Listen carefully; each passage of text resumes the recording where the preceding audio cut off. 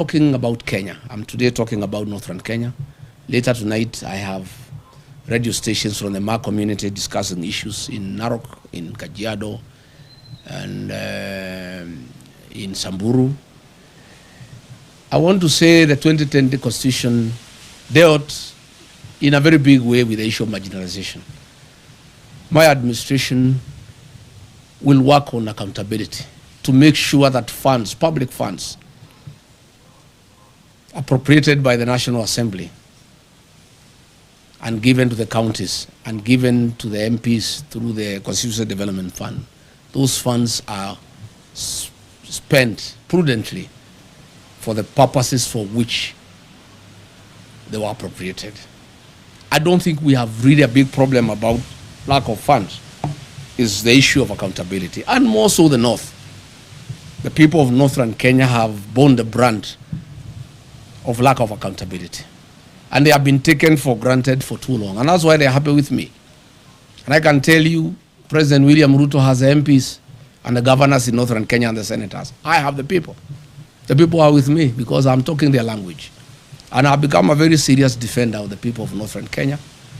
And I want to give them a solemn promise and undertaking that in the next 1.5 years, I'll be their spokesman. I'll bring out all the issues that bedevil their region. I'll call out their leaders until they get justice. And after I'm elected president, I'll sort them out. I'll carry out a special audit on funds allocated to those regions from 2013 to date. And those who have misappropriated those funds will be held accountable. And they must pay the price for stealing public funds. Yes. What do you want to say about the drought situation in the Kenya region now that you are against the food supply system being used by politicians? The drought situation in Mount Kenya region is very minimal. There are very few areas that receive relief food in the Central Kenya region, where I worked for many years as a district officer. I know the Mount Kenya region like the back of my hand. We have some little challenge in Tharaka, some little challenge in Bere, some little challenge in Katwanyaga, in Thika, some little challenge in Kakuzi, in Maragua, some little challenge in Karai, in Kikuyu, some little challenge in Deya, in Rimuru, some little challenge in Kieni, in Nyeri. That's it.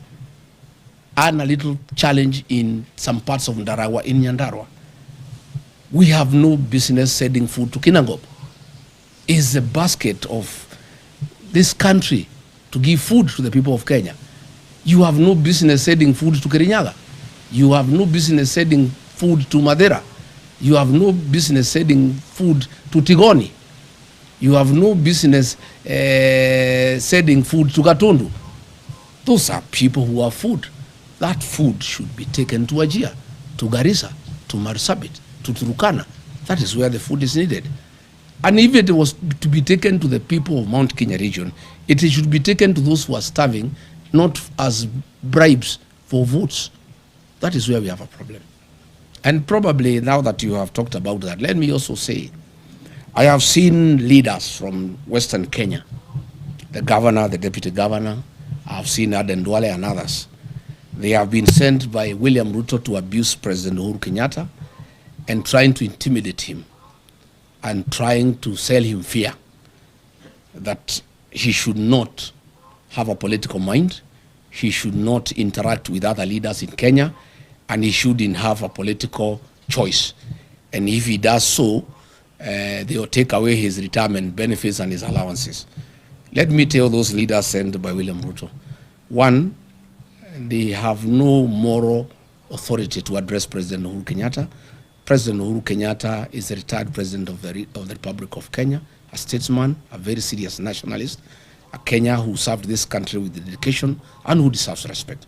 Number two, I don't think President Uhuru Kenyatta can give up his constitutional obligations because of allowances. President Uhuru Kenyatta is not a poor man. He's a Kenyan who has worked hard.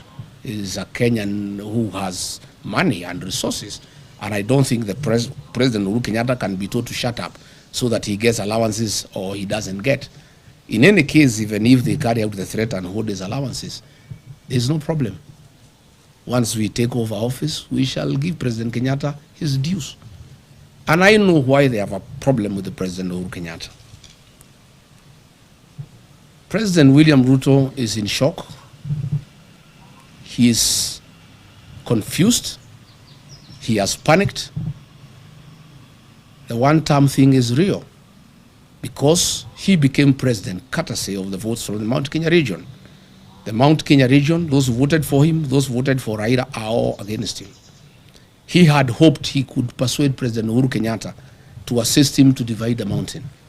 Even when he went to cry to him in Ichaweri, he was there on a mission to see how he can get President Uhuru Kenyatta to see whether in one way or another he could cause some confusion and the mountain is divided so that the mountain vote does not go to somebody else in one basket.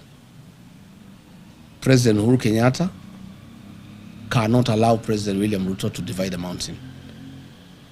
President Kenyatta and I and other leaders, Martha Karua, Justin Muturi, Mithika Linturi, will do whatever it takes to make sure the mountain is united, because that vote is very important to this country, and it is a vote that will help the rest of Kenyans get rid of William Ruto. So I want to ask William Ruto to stop sending junior leaders to abuse President Uhuru Kenyatta. President Uhuru Kenyatta left you a great country.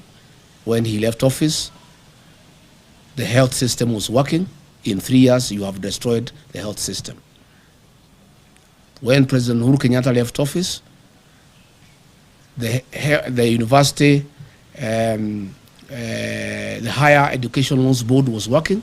3 years down the line, you have destroyed it. When President Uhuru Kenyatta left office, there was capitation for primary schools and secondary schools. 3 years down the line, children are at home. Stop blaming President Uhuru Kenyatta for your political problems and challenges. You destabilize your own government. You lie to the people of Kenya.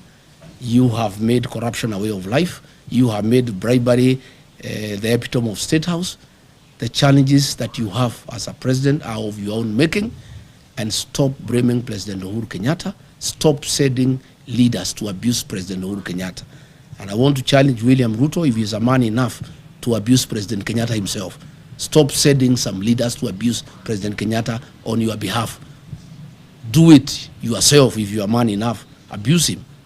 And let me say, I will not allow President Uhuru Kenyatta to be intimidated. I have a responsibility as a leader from the region to defend our son, our kinsman. President Uhuru Kenyatta must be allowed to retire in dignity. He must be allowed to enjoy his constitutional freedom to do whatever he wants. If he wants to work with us, why not? If he wants to work with rigathigachagua to unite the mountain, to unite Kenya, why not? And I want to tell William Ruto, I heard him saying